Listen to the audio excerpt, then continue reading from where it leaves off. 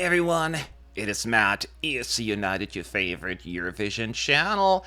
I hope you had a great summer, or have a great summer. Technically it's not over yet, but it is September 1st. And you know what that means? And if you don't, let me give you the opportunity to explain it. We officially are now in the Eurovision 2024 season.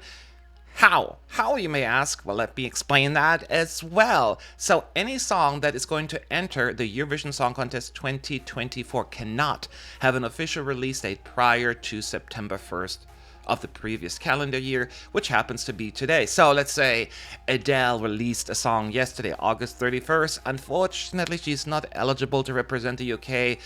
At least not with that song, because, it was a day prior to the official date. So, it has always been kind of like the day of Eurovision, the Eurovision season, and we want to continue that tradition, and I think this is the perfect opportunity to talk about 24, the latest news, of course, and at the very end, I will talk a little bit about my hope and expectation for the contest in Malmo, so stick around for that as well. Before I get started, real quick, I know you're tired of hearing it, but please like this video right now so I don't get drowned. I'm not drowning in the algorithm, and subscribe if you're new to this channel and you love Eurovision just as much as I do, which is impossible, but maybe you're close to it. But anyways, we should start with the biggest news of the past day or so, and that is Belgium. So Mustii will fly the Belgium banner high at the upcoming Eurovision Song Contest, ready for a spectacular showdown in the magnificent city of Malmo, Sweden, come 24. And Mustii's full name is Thomas Mustin, and he's about to take us on an exhilarating journey through our new Eurovision season.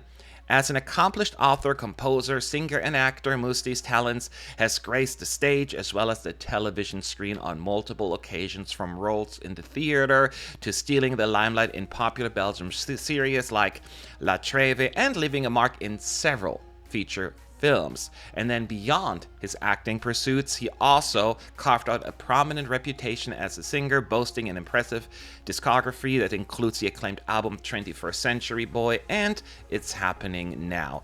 The upcoming year promises to be a whirlwind for the performer, and while representing Belgium at the contest next May, which is already a lot to deal with, he will also be a judge on the panel for Drag Race Belgium Season 2. That's a lot of time dedicated towards that, while the silver screen is also welcoming him in the movie La Nuit se traîne. So a busy bee he is. Now, his team broke the news to him recently when selected for the contest while he was on the set of Drag Race Belgium. He said, "I was sitting in the makeup chair and I was still tired. Someone from the team came to me and whispered in my ear. I had to let that sink in. I can only imagine." Now, in terms of the Eurovision entry, he advised, "I've been working in the studio for a while, and I also want the song to be part of an album and not just a random song for the Eurovision Song Contest. Specifics regarding the song will be disclosed at a later time. Unfortunately, he informed the Belgian media that the song is scheduled to be released in February. So we have a little bit of time to kill. As you know, last year Gustav represented Belgium. They had a national final. He did so well, 10th place in the top 10, 7th place I meant to say. And this year we have an internal selection again. You may wonder, why did they do that when the national final was so successful? Because they have two broadcasters in Belgium and they take turn every year selecting the entry. So they have different methods. Therefore, we went back to an internal selection. That could be different again. I think this is a great selection, a great option. He's experienced, he is talented, and he will approach the contest, the whole thing, from a very professional perspective. Belgium is ready really to win it all. They are overdue. Do you remember the last time they won? I give you 2 seconds to think. What year? 1986. So we're talking 38 years. Oh my God. Oh dear. I wish I didn't say that. Anyway, so it's been a long time. Belgium, 24 is your year, hopefully. Or at least for a great result. So let's talk about 2024 and who will take part.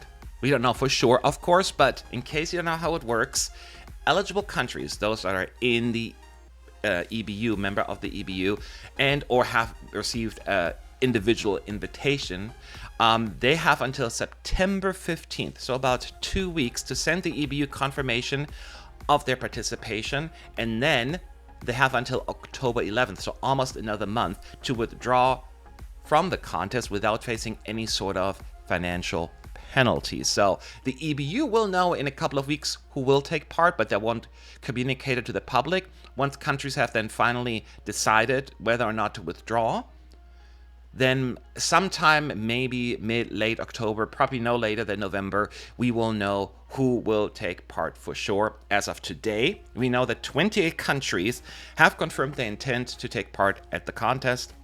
And of course, we're expecting that number to go up.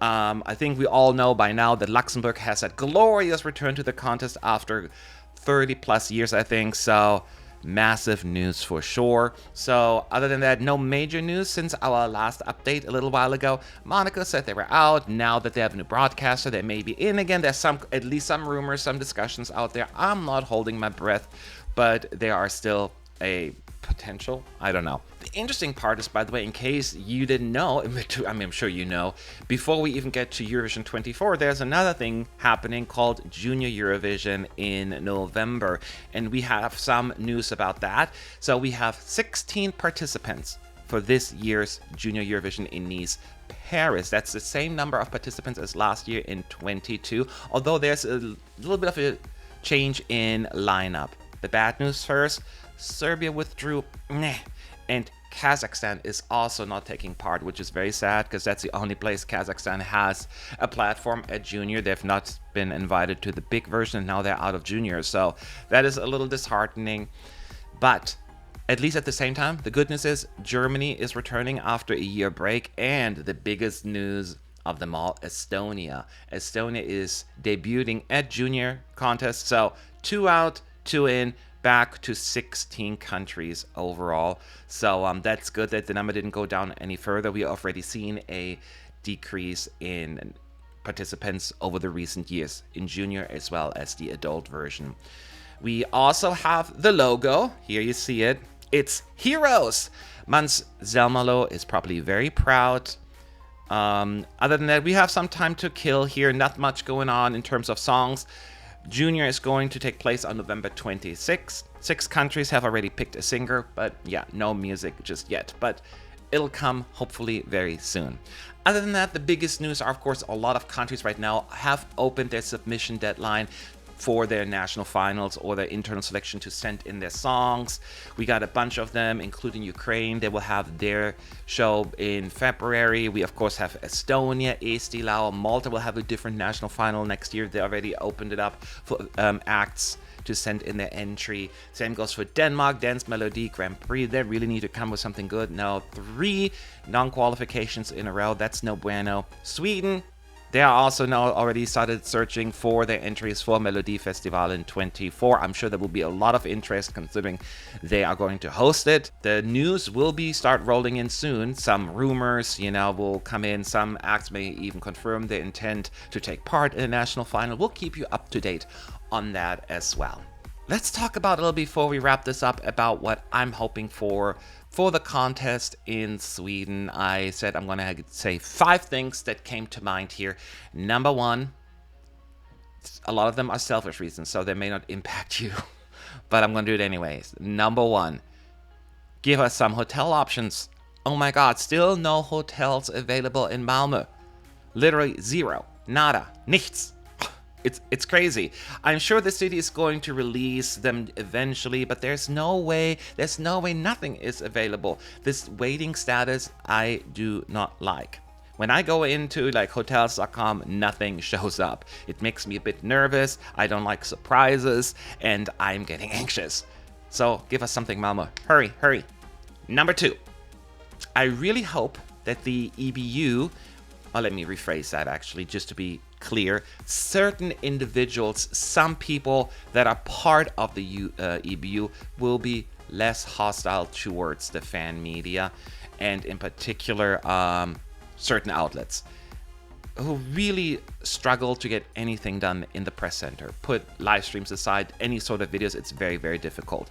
It's stressful. We do provide a lot of content, a lot of free service, and promotion to the contest. We matter. And please just don't hate us.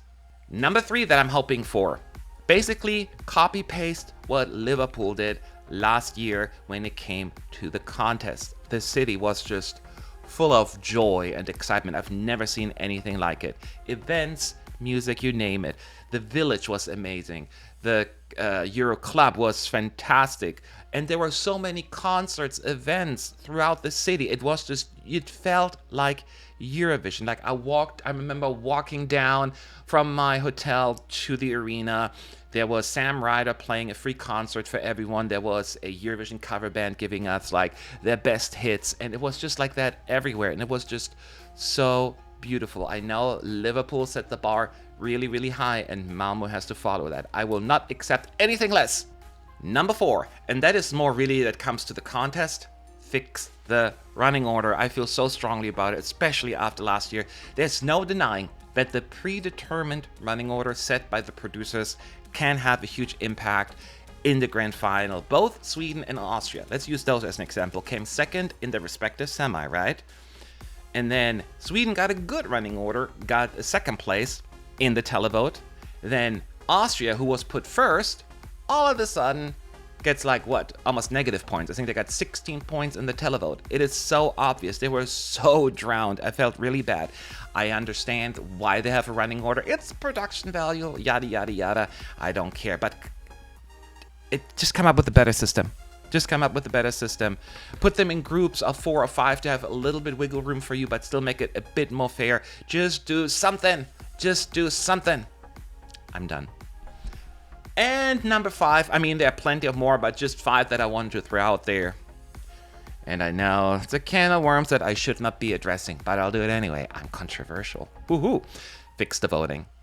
Whether it's from a jury or public perspective, I don't care, but something has to happen. The whole Finland and Sweden thing has been discussed into the ground. I do not want to talk about that, but there are plenty of other examples that we can use. Let's talk about Albania. How can a country like Albania finish in the top 10 of the public and then in the combined results doesn't even enter the top 20? I understand with the current system just how it works, but it just ain't right. And they should have done better. They should have done better, regardless of how I may feel about the song. The point is, it's not balanced. There needs to be some adjustments. The experts, please go figure something out. Call me if you need help. Send me an email. I'll be happy to advise. There you have it. So just a little bit of update. And now that we're in the Eurovision season, there is plenty of content to come your way. Again, Junior as well. So stick around for that. Thank you for watching, and I will see you in the next video. Okay? Have a good day.